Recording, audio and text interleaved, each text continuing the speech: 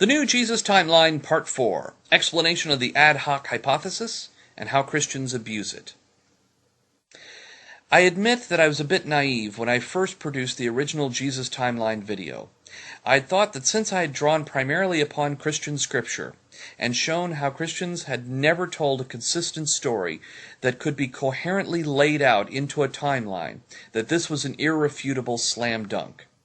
I had underestimated the power of faith, and was a bit surprised by what can only be described as the deluge of feeble excuses, wild speculation, and unsupported assertions that ensued. Anything to protect their faith from being disproved.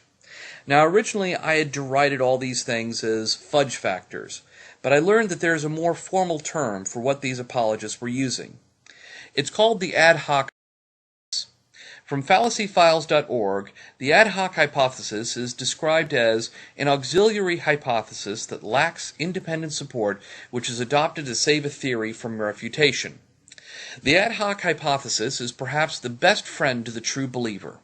Abused to the ultimate degree, it can be employed to defend any belief from ever being disproved, whether we're talking about conspiracy theories, Elvis sightings, UFO abduction stories, religion, or the existence of fairies.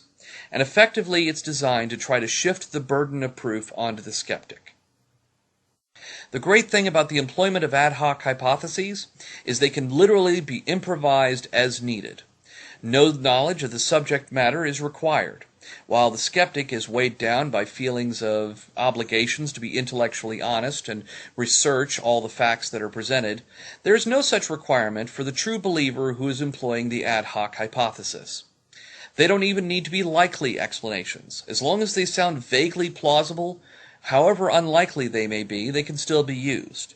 And if they are shot down, new ad hocs can be invented to prop up the shot down ad hoc hypotheses. And they can also be improvised by the dozen to overwhelm or wear down the skeptic. As the skeptic has chased down one ad hoc hypothesis and researched it sufficiently to show that it is not so, 3 more can be proposed in its place. And it becomes a little bit like trying to slay the mythical Hydra. Now, a great example of how an ad hoc hypothesis can be abused is the parrot sketch, in Monty Python's parrot sketch, that is. First, the parrot was not dead, he was resting. Then, when the character played by John Cleese tried to wake up the parrot, he was stunned. You see, you stunned him just as he was waking up. An ad hoc hypothesis that is proposed to protect the other ad hoc hypothesis from being disproved. Now, when the original ad hoc hypothesis, he's resting, wasn't working anymore, a new ad hoc hypothesis was presented. Well, maybe he's pining for the fjords. And then a red herring was thrown in. Beautiful bird, that is. Lovely plumage. And then, finally, well, of course, he was nailed there, because if I hadn't nailed him to the perch, he would have bent open those bars and boom. And so on it goes. The objective of the abuse of the ad hoc hypothesis is to force the skeptic to prove a negative. You win when the skeptic gets tired and goes home. Or at the very least, you can hope to muddy the waters sufficiently to force a draw, and then smugly say, well, I guess you and I just see it differently. Now, here are some of the ad hoc hypotheses that the original Jesus Timeline video was faced with. A few Christians tried to adjust the dates of Herod the Great, but most of the apologists realized that they were stuck with him where he was. So most of them tried to push Luke's Jesus back in time to be consistent with Matthew's. One such ad hoc hypothesis, quite famous, is maybe Quirinius had an earlier governorship of Syria, one early enough to be at the same time as Herod the Great. There is no evidence for that. Besides, it was unheard of. No governor was allowed to rule twice over the same province in the entire history of the Roman Empire. Well, maybe they made an exception for Quirinius. According to Dr. Robert Price, the attempt to make Quirinius governor of Syria on an earlier occasion is totally unfounded.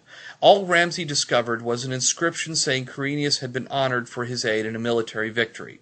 Robert Price, The Incredible Shrinking Son of Man, page 61. In addition, we know where Quirinius was at the time. He was governor of Galatia.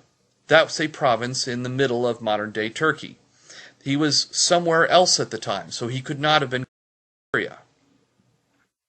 Well, maybe he was brought in as an administrator to assist the actual governor who was in charge of an earlier census in 8 to 9 BCE.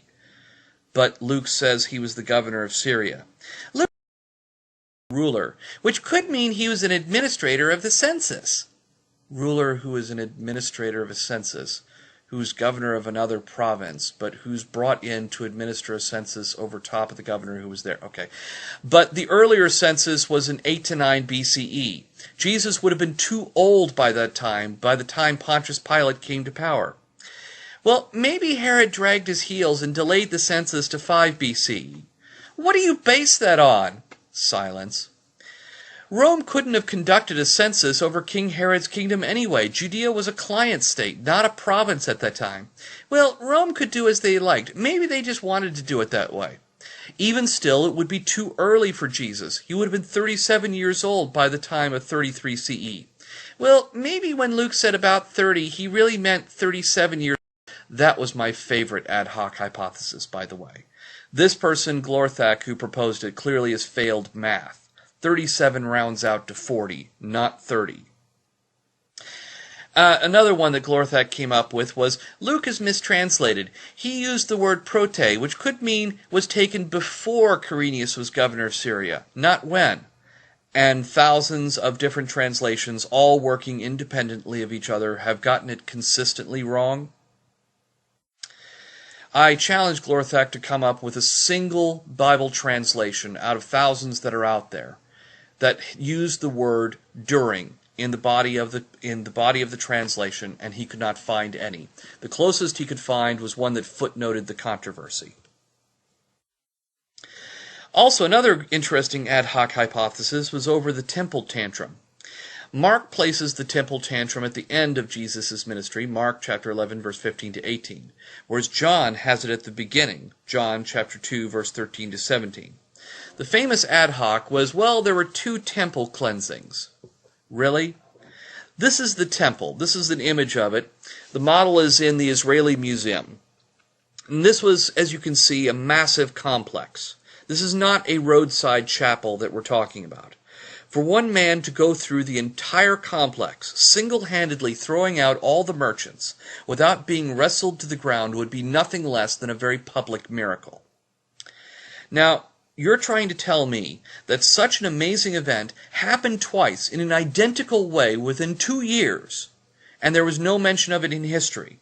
Neither is there any mention of it in the Gospels. There is no just as before, or I thought I told you not in my Father's house, or oh, not this nut job again. Nothing. Occam's razor favors this change being a continuity gap. Now, when all else fails, and this card was actually employed during the discussion, the ultimate ad hoc is the power of God card. Once it is used, rational discussion ends. The assertion cannot be examined or falsified.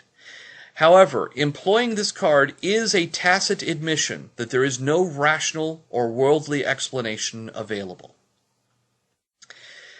Fortunately, we skeptics do have one very powerful weapon in our arsenal against the ad hoc hypothesis and its abuse, and it's called Occam's razor. All things equal, the simplest explanation is the most likely. Theories with many ad hoc hypotheses will by nature be very complex, and this is demonstrated by how very often there would be 3 10-minute video responses to contain all of the ad hocs necessary to make the Jesus timeline actually fit. So when we weigh it all out, on one hand, there's a long laundry list of ad hoc hypotheses, ranging in speculation from 37 could have meant about 30 to ruler or hegemon could be an administrator of a Roman census. And on the other hand, we have it's exactly what it looks like. Matthew, Luke, and John were different authors working independently with fuzzy knowledge of history, trying to elaborate on a Gospel of Mark, which itself was no eyewitness account. The defense rests, Your Honor.